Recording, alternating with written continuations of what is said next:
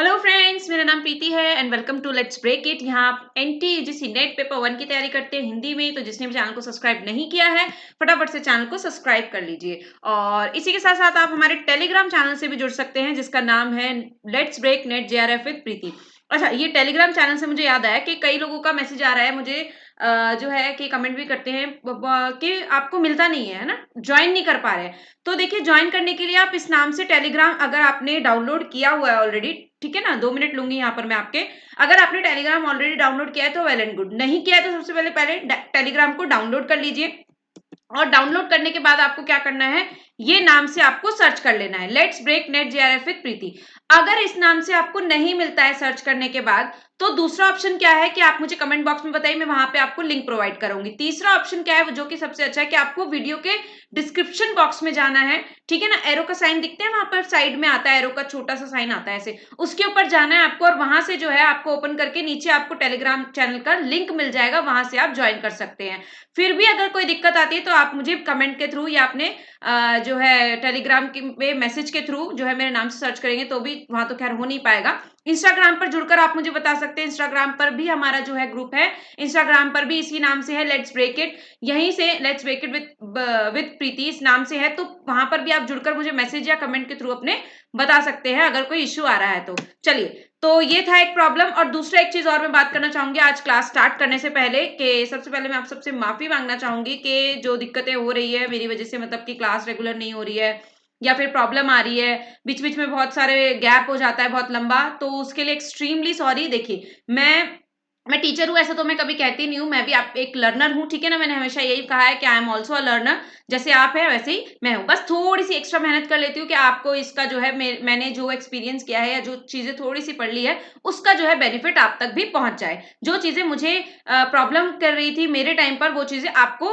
ना करे, ठीक है। सिर्फ इतना मेरा मोटिव रहता है यहाँ पर आपसे जुड़ने का। और हमें जो है, मैं ज्यादा से ज्यादा लोगों से जुड़ना चाहती हूँ यहाँ पर आप सबसे। और तो बीच बीच में जो गैप आ जाता है, come back to the point, तो वो गैप आता है उसके लिए बहुत बहुत सॉरी है मुझे, ठीक है ना। मेरी तरफ से आपको थोड़ा सा एडजस्ट कर लीजिए करें। फिर भी मैंने अब कोशिश की है कि यहाँ पर जो है आपका ये मंडे टू फ्राइडे एक बैच चले, चाहे क्लास 10 मिनट की क्यों ना हो, मैं जरूर अपलोड करूँ, चाहे जो भी इंफॉर्मेटिव जो भी चीजें होंगी वहां पर जरूर दूं। तो मंडे टू फ्राइडे अब से हमारी क्लास चलेगी, सैटरडे संडे ऑफ रहेगा आपका, ठीक है ना, ऑफ रहेगा। या फिर हम 2 4 5 दिन, मतलब एक हफ्ते के बाद से क्या करेंगे, एक मैराथन छोटी सी लगा लिया करेंगे, ठीक है। तो उसका प्रॉमिस नहीं करो, लेकिन हाँ, मंडे टू फ्राइडे मैं पूरी पूरी कोशिश करूंगी कि आपकी क्लास मिस ना हो। बट अगर कहीं कोई टेक्निकल इशू आ जाता है, कोई प्रॉब्लम आती है, तो उसके लिए भी मैं आपको जो है अपने टेलीग्राम ग्रुप पर पहले इन्फॉर्म कर देती हूँ। जैसे कि कल हुआ, कल 7:30 बजे क्लास हमारी आनी थी, लेकिन किसी टेक्निकल इशू, और वो किसी टेक्निकल इशू कुछ नहीं था, लाइट चली गई थी, जो कि क्लास में मैंने आपको बताया था। वो लाइट बहुत थोड़ी देर तक गई रही, जिसकी वजह से वाईफाई बंद हो गया, फोन का नेटवर्क इतना अच्छा नहीं था, तो वीडियो अपलोड नहीं हो पाई, ठीक है ना। तो ये छोटी मोटी दिक्कतें चलती रहती है, आप थोड़ा सा मेरे साथ जो है एडजस्ट कीजिए, थोड़ा सा मेरे साथ कीजिए एडजस्ट। और बाकी तो मैं कर ही रही हूँ आपके लिए जो भी है। तो अभी फटाफट से जो भी चैनल पे अभी जुड़े हैं या नए हैं, जिनको नहीं पता है, जिन्होंने सब्सक्राइब नहीं किया अब तक, तो फटाफट से सबसे पहले काम क्या करना है आपको, रेड कलर का आपको सब्सक्राइब ऑप्शन दिख रहा है नीचे, वहां पर जाना है और आपको क्या कर देना है, सब्सक्राइब कर देना है। सब्सक्राइब के साथ साथ बेल आइकन को प्रेस करना है, जिससे कि आपके पास हमारी रेगुलर क्लासेस की नोटिफिकेशन भी जो है पहुंच सके, ठीक है। तो ये काम करना है आपने अभी के अभी। और बाकी लोग क्या करेंगे, जो ऑलरेडी सब्सक्राइब है, जिन लोगों ने किया हुआ है, वो लोग क्या करेंगे, तो उन लोगों को सिर्फ और सिर्फ एक ही काम करना है। वो लोग क्या करेंगे कि जो है चैनल के साथ जो है जुड़कर क्या करना है, शेयर करना है और वीडियो को लाइक करना है, ठीक है। ये 2 काम आप लोगों को कर लेने हैं। चलिए, अब आते हैं हमारी जो आज की क्लास पर है। थोड़ा सा टाइम ले लिया मैंने आपका, ठीक है ना, लेकिन ये इन्फॉर्मेशन देना भी आपको जरूरी था। चलिए, तो अभी हम क्या करने वाले हैं जी, आज हम पीडी यानी कि पीपल डेवलपमेंट एंड एनवायरनमेंट को स्टार्ट करने वाले, लोक विकास और पर्यावरण। यहाँ से क्वेश्चंस बहुत आते हैं, पीवाईक्यूज के साथ करेंगे, बताऊंगी मैं आपको किस तरीके के क्वेश्चन आते हैं। तो बहुत लंबी क्लास में नहीं कहूंगी, लेकिन हाँ, हम इसे कम कम, उसमें क्रैश कोर्स है तो वही चीजें करेंगे जो एग्जाम ओरिएंटेड होगी। इससे पहले हमने पॉकेट कोर्स में जो है आपका आईसीटी और कम्युनिकेशन और टीचिंग एप्टीट्यूड किया है, तो जिसने भी वो क्लासेस नहीं देखी है वो भी करे। और एक प्रॉपर वे में हमने रिसर्च एप्टीट्यूड किया है, तो रिसर्च एप्टीट्यूड में बहुत सारी प्रॉब्लम आती है, उस क्लास को जरूर देखें, एक बार डेमो क्लास जरूर ले। मैं मतलब श्योर हूं कि आपका डाउट जो है नहीं रहेगा। चलिए तो बढ़ते हैं क्लास की तरफ, लोक विकास और पर्यावरण। तो यहाँ से हम शुरू करने वाले हैं, उसके बाद हम क्वेश्चंस भी करेंगे लास्ट में, किस टाइप के क्वेश्चंस आते हैं वो भी देखेंगे। तो लास्ट तक बने रहिए, और जिसने भी वीडियो को अब तक शेयर नहीं किया है तो फटाफट से क्या कर रहे हैं भाई, शेयर कर दीजिए, ठीक है ना। क्या कर दीजिए, शेयर कर दीजिए जल्दी से। अभी क्या करना है हमें, अभी हमें क्या करना है, चलिए भाई शुरू करते हैं हम आज की क्लास को हमारी। तो आज की क्लास है हमारी, ये हमें ये पढ़ना है पीपल डेवलपमेंट। तो सबसे पहले इकोसिस्टम को जान लेना जरूरी है, इकोसिस्टम से क्वेश्चंस आते हैं, तो पहले इसको देख लेते हैं और हम फिर उसके बाद हम आगे बढ़ेंगे। चलिए, तो पारिस्थितिकी तंत्र को सर्वप्रथम 1935 में अथर ट्रांसलेट ने, ये नाम है किसी पर्सन का, किसी व्यक्ति का नाम है, ने परिभाषित करने का प्रयास किया, ठीक है ना। पारिस्थितिकी तंत्र जीवित, क्या किया, प्रयास किया, ठीक है ना। पारिस्थितिकी तंत्र जीवित प्राणियों, यानी कि हमारी बात कर रहा है, और जो भी जीवित प्राणी है दुनिया में धरती पर, ठीक है ना, जो भी प्राणी है सभी की बात, या यूं कहे कि परिजातियों, यानी कि जो स्पीसीज है, ठीक है ना, स्पीसीज है उनके बारे में बात हो रही है, कि जनसंख्याओं, ये थोड़ी टाइपिंग एरर है भाई, एडजस्ट कर लिया करिए, क्योंकि सब काम मैं खुद ही हैंडल करती हूँ। आपका जो भी यहाँ पे चीजें होती है मैं मतलब थोड़ा सा समझ लीजिए, आप भी स्टूडेंट हैं, मैं भी हूँ आपके साथ ही लर्नर, तो थोड़ा सा एडजस्ट कर लीजिए, ठीक है। जनसंख्याओं का एक आस व, अरे ये क्या हो गया भाई, एक मिनट, परिजातियों की जनसंख्याओं का वह विनियम समुदाय है, ठीक है ना। एक समुदाय है या फिर विनियम समुदाय, इसका समुदाय कर लीजिएगा, जो कि परस्पर एक दूसरे को जो है प्रभावित करते हैं, एक दूसरे, देखिए अब जो भी प्राणी इस धरती पे दुनिया में यहाँ पर जो रह रहे हैं सभी के बारे में सोचिए, ठीक है ना। ये बहुत ही जर्नल है, पीडी जो है ना आपकी बहुत ही जर्नल लाइफ से जुड़ा है, इसलिए लोक विकास और पर्यावरण नाम है। लोग हम लोग हैं, और किस में रह रहे हैं, इस पर्यावरण में रह रहे हैं। इस पर्यावरण का सारी चीजें हम लोगों को इफेक्ट करती है, चाहे वो एटमॉस्फेयर हो, चाहे वो इसकी जलवायु हो, मतलब जलवायु भी एटमॉस्फेयर में भी आ गया, ठीक है ना। इस धरती पे जितनी भी चीजें वो इंसान को इफेक्ट करती है, ठीक है ना। और उससे कैसे विकसित करना है, विकसित हुए हैं अब तक, अब से पीछे के इतने सालों से, और अब तक कितना विकसित हुए हैं, वो चीजें हमें यहाँ देखनी होती है, ठीक है। तो बेसिक बात यह है कि जो है ये परस्पर एक दूसरे से जुड़े हुए हैं, और एक दूसरे को क्या करते हैं, प्रभावित करते हैं। यह निर्जीव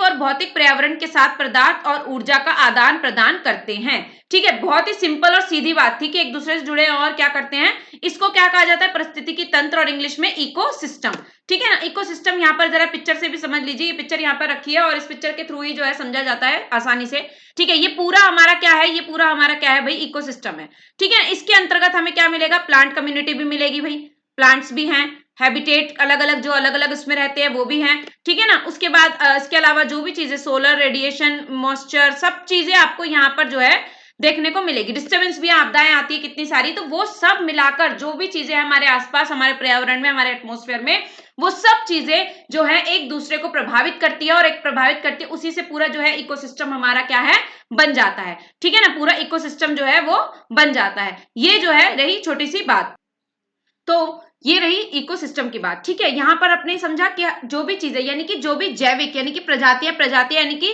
स्पीसीज, जैसे कि मैंने आपको यहाँ पर बताया था, जाति यहाँ पर ही हमने बात की थी, परिजातियां जो होती है वो एक दूसरे से जुड़ी होती है। और ये क्या है, ये इसको भी ठीक कर लो भाई, जनसंख्याओं का आत्म विनियम है ये, ठीक है ना। आत्म विनियम यानी कि सेल्फ रेगुलेटिंग कम्युनिटी, जो खुद से एक दूसरे को क्या करती है, प्रभावित करती है, ठीक है भाई, ठीक कर लीजिएगा इसको। मैं आपको इसकी पीडीएफ जब सेंड करूंगी ना, कहां पर, हमारे टेलीग्राम ग्रुप पर, तो वहां पर जो है मैं आपको ये करेक्ट कर सेंड कर दूंगी, ठीक है। विनियम समुदाय है जो एक दूसरे को क्या करता है, प्रभावित करता है। छोटी सी एक चीज और है जो मैंने यहाँ ऐड नहीं की, वो सुन लीजिए छोटा सा। प्रजाति एक जैविक विचार है, इसका अभिप्राय उस जीव वर्ग से है जो वंशानुक्रम के द्वारा शारीरिक लक्षणों में समानता रखता है, ठीक है ना। यानी कि शरीर से एक प्रजाति क्या है, जैसे कि इंसानों की एक प्रजाति है, ठीक है, सभी के दो हाथ हैं, दो आंखें हैं, एक नाक है, एक दो कान है, इस तरीके से, तो एक जैसे। जानवर में डॉग्स को अगर लेंगे, यानी कुत्ता, बिल्ली या फिर हाथी, इनको लेंगे, उन हाथी एक जैसे हैं। तो ये जो है, ये जो प्रजातियां हैं, ये जो स्पीसीज है, वो एक दूसरे को क्या करती है, जो है एक जैसी है, मतलब शारीरिक तौर पर एक जैसी समानता रखती है। प्रजाति के सदस्यों का अंत प्रजनन भी होता है, प्रोड्यूस भी करते हैं, तभी तो जनसंख्या बढ़ती है ना। जब प्रोड्यूस करते हैं तभी जनसंख्या बढ़ती है, ताकि वंश वृद्धि हो सके, ठीक है, सीधी सी बात है। किसी विशेष प्रजाति के प्राकृतिक लक्षणों का योग किसी दूसरी प्रजाति के प्राकृतिक लक्षणों से भिन्न होता है। ये छोटी सी बात थी जो आपको सिर्फ समझनी थी, ये लिखने की या फिर एक्स्ट्रा में डालने की जरूरत नहीं है, छोटी सी बात समझ लीजिए। तो ये होता है इकोसिस्टम, जहां पर जो है हम इस पूरे एटमॉस्फेयर में रह रहे हैं, यहाँ पर हमें सोलर रेडिएंस, सब चीजें जो है एक दूसरे को क्या करती है, प्रभावित करती है, और उसी का जो है असर होता है हमारे पूरे के पूरे एटमोस्फेयर पर। ठीक है, आई होप यहां तक आपको क्लियर होगा। अब बढ़ते हैं आगे, जीव मंडल की बात कर लेते हैं, बायोस्फेयर। ठीक है ना, बायोस्फेयर की बात कर लेते हैं कि क्या है। तो जीव मंडल इस ग्रह पर सभी प्रजातियों, जीव मंडल जो है इस ग्रह पर सभी प्रजातियों परिस्थितिकी परस्पर जुड़े हुए हैं। ठीक है ना, चेक कर लेती हूँ यहाँ पर कुछ गड़बड़ तो नहीं हुई है भाई, एक सेकेंड दीजिए। ओके, परिस्थितिकी तंत्र है यहाँ पर। ठीक है ना, परिस्थितिकी तंत्र यानी कि इकोसिस्टम जो है सभी के सभी एक दूसरे से क्या है, अभी मैंने जैसे कि बताया आपको कि जुड़े हुए हैं, एक दूसरे को प्रभावित करते हैं। ठीक है ना, जुड़े तभी तो प्रभावित करते हैं ना एक दूसरे को। तो यह परिस्थितिकी तंत्र परस्पर जुड़े हैं तथा एक दूसरे पर आश्रित भी है। अब आश्रित कैसे वो भी समझेंगे। देखो यहाँ पर एक बार समझ लेते हैं। देखो ये जो पानी है जल से, जैसे कि छोटा सा एग्जांपल लेते हैं हम, क्या वाटर साइकिल वाला। ठीक है ना, वाटर साइकिल का एग्जांपल ले लेते हैं। वाटर साइकिल में क्या होता है, पानी जो होगा वो क्या करता है, सूर्य की किरणें उसको ऑब्जर्व करती है, फिर वो जो है वापस धरती पे आता है। उसमें प्लांट्स भी अपनी एक भूमिका निभाते हैं। ये सब पढ़ा होगा आपने ना, 4th-5th क्लास में पढ़ लेते हैं। हम लोगों ने शायद नहीं पढ़ा था 4th-5th क्लास में, आज के बच्चे तो 4th-5th क्लास से पहले ही पढ़ लेते हैं, है ना। वाटर साइकिल आप लोगों ने बाद में पढ़ा होगा, लेकिन पढ़ा जरूर होगा। ठीक है ना, कि कैसे एक दूसरे के ऊपर ये डिपेंड होता है, कैसे वो साइकिल, इसीलिए साइकिल कह रहे हैं वाटर साइकिल। तो इसी तरीके से ये पूरा जो है चलता रहता है। ठीक है, आगे क्या कह रहा है कि ये क्या है, जैव मंडल, सॉरी। ठीक है ना, जीव मंडल यही है ना, एक मिनट, हाँ जैव मंडल, ये जैव मंडल है। हाँ, तो जैव मंडल पृथ्वी के चारों तरफ से जो है, पृथ्वी के चारों तरफ से व्याप्त, पृथ्वी के चारों तरफ से कितना है, 30 किलोमीटर, 30 किलोमीटर मोटी वायु, जल, स्थल, मृदा तथा शैल युक्त एक जीवनदायी परत होती है। ठीक है ना, ऊपर हमारे ये क्या है, एक परत है, एक तरीके की। ठीक है ना, पृथ्वी के चारों तरफ है ये परत। ठीक है ना, मान लीजिए ये पृथ्वी है। ठीक है, पृथ्वी गोल ही ऐसा ही कहते हैं, ये गोल थोड़ा मेरे को पता है अच्छा नहीं बना है, आप लोग समझ सकते हैं कि यहाँ पर क्या है मेरे को प्रॉब्लम। ठीक है ना, तो ये थोड़ा स्टार्टिंग से ही है मेरा, चलता है ये, तो एडजस्ट कर लीजिए। ठीक है ना, तो यहाँ पर क्या है कि ये जो पृथ्वी है, पृथ्वी के चारों तरफ एक मोटी सी परत बनी हुई है, जिसको क्या कह रहे हैं, बायोस्फीयर कह रहे हैं या फिर जीव मंडल। उसी में जो है क्या है, एक मोटी वायु, जल, स्थल, मृदा, ये सब चीजें उसके अंदर जो है एक जीवनदायी परत होती है, सब कुछ मिलाकर, जिसके अंतर्गत पादपों एवं जंतुओं का जीवन संभव होता है। जिसके अंतर्गत क्या होता है, हमारे आसपास जो ये सारी चीजें, उसी से क्या है, जीवन संभव है। सामान्यतः जैव मंडल में पृथ्वी के हर उस अंग का समावेश है जहां जीवन पनपता है। इतनी सी लाइन के अंदर इन्होंने पूरा जो है एक्सप्लेन कर दिया है यहाँ पर कि क्या है, क्या कह रहा है कि सामान्यतः जैव मंडल में पृथ्वी के हर उस अंग का समावेश है, यानी पृथ्वी पर जितनी भी चीजें, जो भी हमारे आसपास चीजें, प्राकृतिक जो भी चीजें हैं, जो भी चीजें हैं, वो जहां जीवन पनपता है। ठीक है, जैव मंडल में पृथ्वी के हर उस अंग का समावेश है, जैव मंडल में यानी बायोस्फीयर में, जीव मंडल में, जो चीज जहां पर जो है जीवन पनपता है। ठीक है, जीवन है, चाहे वो इंसानों का हो, जानवरों का हो, या जो भी स्पीसीज का हो, किसी का भी। ठीक है, आगे बढ़ते हैं और इसके बाद आते हैं हम पृथ्वी के 4 मंडल, 4 स्फीयर्स ऑफ अर्थ। ये बहुत इंपॉर्टेंट चीज है, समझ लीजिए। ठीक है ना, ये थोड़ा सा बैकग्राउंड म्यूजिक टाइप आ रहा है आपका, एंजॉय करना उसको, ये हमारे साथ में कंस्ट्रक्शन का वर्क चल रहा है, तो थोड़ी बहुत डिस्टर्बेंस आएगी उसके लिए। ठीक है, जीवन क्या पर्यावरण को प्रभावित करने वाले जीवन, क्या नहीं है ये, क्या नहीं है भाई, क्या नहीं है, क्या है ये भाई, टाइपिंग आज तो कुछ ज्यादा ही एरर हो गया लग रहा है मुझे। जीवन या पर्यावरण, ठीक है ना, जीवन या पर्यावरण, ये बहुत जल्दी में टाइप है इसलिए। ठीक है, जीवन या पर्यावरण को प्रभावित करने वाले पृथ्वी क्षेत्र को निम्नलिखित 4 भागों में विभाजित किया जाता है। हमारे जीवन को या फिर पृथ्वी को जो है प्रभावित करते हैं, या फिर जो है प्रभावित करते हैं, उसको इफेक्ट करते हैं, वो पृथ्वी को 4 मंडलों में जो है विभाजित किया गया है। वो 4 मंडल कौन कौन से, स्थल मंडल, ठीक है ना, जल मंडल, सब जगह जीवन है, और जीव मंडल, जीव मंडल तो हमने अभी देख लिया, बायोस्फीयर और वायुमंडल, ये 4 मंडल है। इनको जरा थोड़ा सा क्या कर लेते हैं, पढ़ लेते हैं। ठीक है ना, थोड़ा डीपली पढ़ लेते हैं। तो स्थल मंडल यानी कि लिथोस्फीयर क्या है, भूगोल और भू विज्ञान में किसी पथरीले ग्रह या प्राकृतिक उपग्रह की सबसे ऊपरी पथरीली या चट्टान निर्मित परत को स्थल मंडल कहा जाता है। ये है क्या, देखो यहाँ से क्वेश्चंस ऐसे ही बनते हैं और पूछ लिया जाता है, आपको ये दे दिया जाएगा कि जैसे कि मान लो ये दे दिया, भूगोल और भूविज्ञान में किसी पथरीले ग्रह या प्राकृतिक उपग्रह की सबसे ऊपरी पथरीली या चट्टान निर्मित परत को क्या कहते हैं, तो क्या कहते हैं भैया, स्थल मंडल कहते हैं। इस बात को आपको गौर करना है, ध्यान देना है। ठीक है ना, स्थल मंडल जो है कहा जाता है। आगे बढ़ते हैं, पृथ्वी पर इस समय भूपटल और क्या है, भूपटल और, एक मिनट, यहां पर मैं आपको इंग्लिश में भी बताती जाऊंगी, जो भी चीजें आपको यहाँ पर समझ में नहीं आएगी, ठीक है। भूपटल यानी कि क्रस्ट, ये क्वेश्चन आया हुआ है, पता है कहाँ आया था ये क्वेश्चन, मुझे ये क्वेश्चन पूछा हुआ है, मेरे को याद नहीं आ रहा है कि कब आया था, लेकिन पूछा हुआ है कि किसको क्या कहते हैं। और इस टाइप के क्वेश्चंस ना आपके आ जाते हैं तो क्योंकि डीप होते हैं और कई बार हम इसको ध्यान नहीं रखते। भूपटल मतलब क्या है, क्रस्ट, ठीक है। इंग्लिश में से क्या कह रहे हैं भाई, क्रस्ट कह रहे हैं, क्रस्ट, ठीक है ना। इंग्लिश बहुत अच्छी है मेरी लिखने में, मतलब इंग्लिश हिंदी दोनों ही यहाँ पर मेरी गड़बड़ा जाती है। CURST, क्रस्ट, ठीक है ना भाई, कर लेना आप अपने आप ही। समय भूपटल और भूप्रवार, भूप्रावार, ठीक है ना। ये मेटल, मेंटल इसको कहते हैं, ठीक है ना, मेंटल, ये भी क्या है, मेंटल। इंग्लिश में क्या बोलते हैं, क्रस्ट और मेंटल। ये पूछा जाता है कि कहां पर है ये, तो इसको बहुत ध्यान से समझ लीजिएगा, मेंटल। इसको तो हिंदी में ही लिख देती हूँ मैं, क्योंकि इंग्लिश तो चलती है ऐसे जैसे, मेंटल, ठीक है ना। और ये इसको भी लिख देती हूँ क्रस्ट, एक सेकंड दीजिए, है ना, बहुत ही गंदा लिखती हूँ मैं, आई नो। हाँ, तो इसको जो है ये क्रस्ट, ठीक है। भूपटल को क्या कह रहा है, क्रस्ट कह रहा है। और इसको भूप्रवार को क्या कह रहा है, मेंटल। पृथ्वी इस समय भूपटल और क्या, भूपटल और नहीं है, और है ये, ठीक है। और जो है भूप्रवार यानी कि मेटल की सबसे ऊपर की परत शामिल है। पृथ्वी जो है क्या है, पृथ्वी पर जो है ये, पृथ्वी पर इसमें, पृथ्वी पर इसमें, इस नहीं है ये, इसमें है भाई, ठीक है।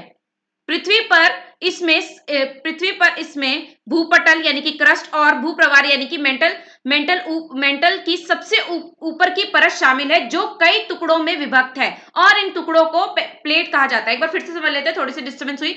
भूगोल और भूविज्ञान में किसी पथरीले ग्रह या प्राकृतिक उपग्रह की सबसे ऊपरी, जिसमें हम रहते हैं, धरती भाई वही तो है ना, चट्टान है, धरती है, तो मोटे मोटे पत्थरों से बनी है, बड़े बड़े रॉक से बनी है। पथरीली या चट्टान जो है निर्मित परत को स्थल मंडल कहा जाता है। पृथ्वी पर इसमें भूपटल और भूप्रवार की सबसे ऊपरी की परत शामिल है, जो क्या है, कई टुकड़ों में विभक्त है, और इन टुकड़ों को क्या कहते हैं, प्लेट भी कहते हैं। याद रखना है आपको, ये पूछ सकता है क्वेश्चन, ठीक है।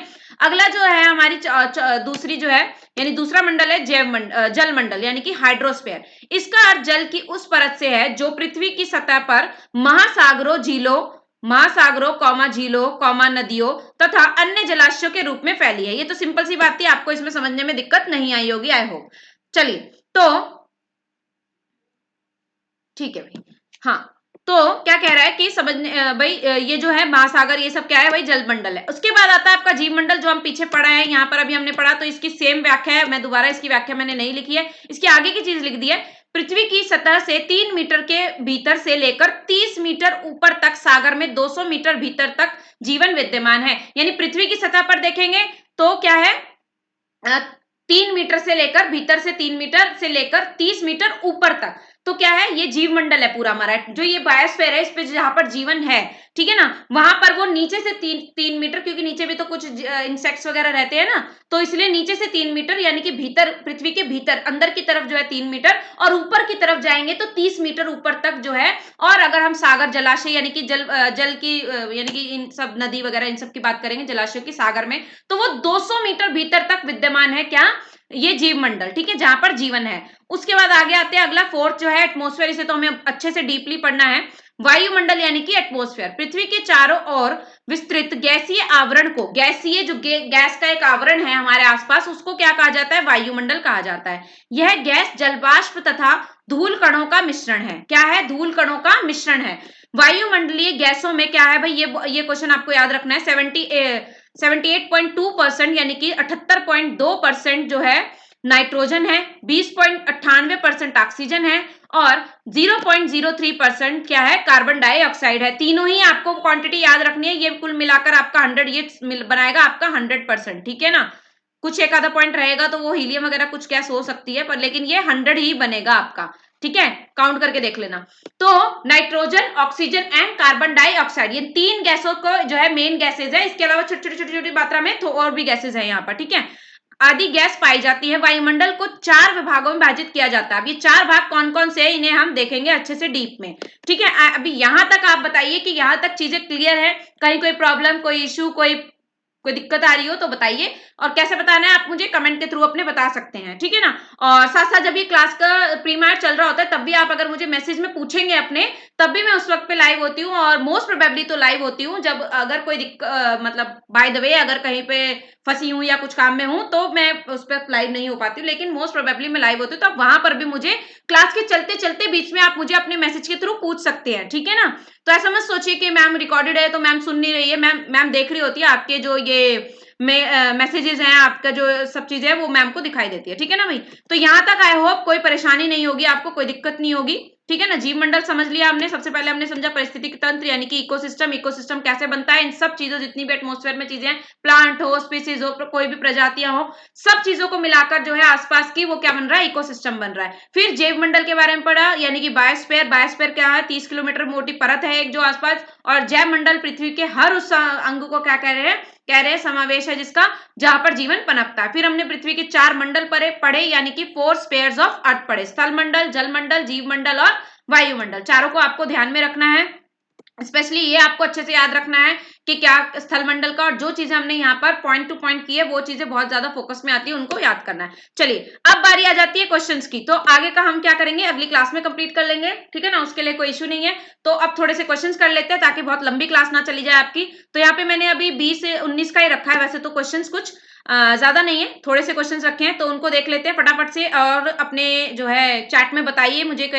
जो है आप इसके आंसर्स बताइए करिए, ठीक है ना, बताइए ताकि मैं कनेक्ट रहूं आपके साथ और आप भी कनेक्ट रहे। जल्दी से आंसर कीजिए, ठीक है ना। पढ़िए क्वेश्चन क्या है, सतत विकास रिपोर्ट यानी कि 2020 के अनुसार एसडीजीज अभी हम आगे पढ़ने वाले सूचकांक के आधार पर सर्वोच्च स्थान वाला देश है, कौन सा है भाई, भूटान है, न्यूजीलैंड है, ये न्यूजीलैंड है, ठीक है ना, ये थोड़ा सा ठीक है, न्यूजीलैंड है, स्वीडन है, या फिर यूनाइटेड किंगडम है। फटाफट से 5 सेकंड दे रही हूं, मैं काउंट ही कर लेती हूँ, यहाँ पर हमारे पास पोल तो है नहीं, 1 2 3 4 5, इस तरीके से माइंड में काउंट करके जो है मतलब फटाफट से पढ़िए करिए, जल्दी जल्दी आंसर करना, ठीक है। और लाइव चैट चल रहा होता है उसमें आंसर किया कीजिए आप लोग, ठीक है ना, मजा आता है ऐसे करने में और आपका कॉन्फिडेंस भी बढ़ता है, ठीक है ना, इससे कॉन्फिडेंस बढ़ता है कि आपका आंसर कितना करेक्ट है, और गलत भी होता है तो क्या फर्क पड़ता है भाई, कौन देख रहा है हमें ना, और देख भी रहा है तो कोई, इससे भी क्या फर्क पड़ रहा है, आपको अपनी चीजों को बढ़ाना है, अपने नॉलेज को बढ़ाना है, ठीक है ना। चलिए तो आई होप आप सबने आंसर कर दिया होगा, तो इसका आंसर है क्या, स्वीडन, ठीक है। स्वीडन ऐसा देश है जो कि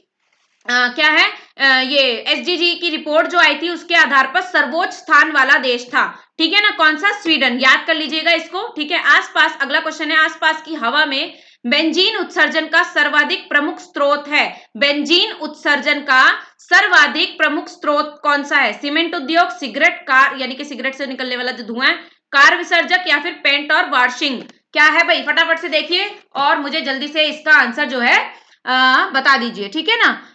क्या है भाई, चलिए तो क्या है भाई, सीमेंट उद्योग है, सिगरेट है, कार विसर्जक है, या फिर पेंट वॉशिंग है, क्या है, तो इसका आंसर है, आई होप आप सबने आंसर दे दिया होगा, इसका आंसर है सिगरेट, ठीक है ना। सिगरेट से जो है बेंजीन उत्सर्जन का सर्वाधिक प्रमुख, ये जो है सर्वाधिक प्रमुख स्रोत है, ठीक है। अगला क्वेश्चन है हमारा प्रश्न संख्या 3, निम्नलिखित में से कौन सा प्राकृतिक संकट है जो अपेक्षाकृत भद्र आरंभिकता रखता है, यानी क्या कह रहा है कि कौन सा ऐसा प्राकृतिक संकट है जो अपेक्षाकृत भद्र आरंभिकता रखता है, यानी कि शुरुआत में इतना ज्यादा तीव्र होता है, इतना ज्यादा एकदम से भद्र मतलब बहुत गंदा इफेक्ट होता है, ये कहना चाह रहा है। तो क्या है, जलवायुमुखी विस्फोट, सूखा, दावा अग्नि, भूस्खलन, क्या है भाई फटाफट से बताइए, तो इसका आंसर है option number D. Question number 4 देखेंगे, पढ़ लीजिए फटाफट से, हाँ तो पढ़ लिया भाई, जल्दी जल्दी से पढ़ लीजिए क्या क्वेश्चन है, चलिए मैं पढ़ देती हूँ क्या है यहाँ पर आपको अभी ये रीजन ऑफ असर्शन का क्वेश्चन आ गया आपका, ठीक है, इस टाइप के क्वेश्चन भी बनते हैं। तो अभिकथन क्या है, अंतः वायु प्रदूषण स्वास्थ्य के लिए एक गंभीर खतरा है, ठीक है। असर्शन क्या कहता है कि भाई अंतः वायु जो प्रदूषण है वो स्वास्थ्य के लिए क्या है, गंभीर खतरा है, ठीक है। वहीं तर्क क्या कहता है कि अतः पर्यावरण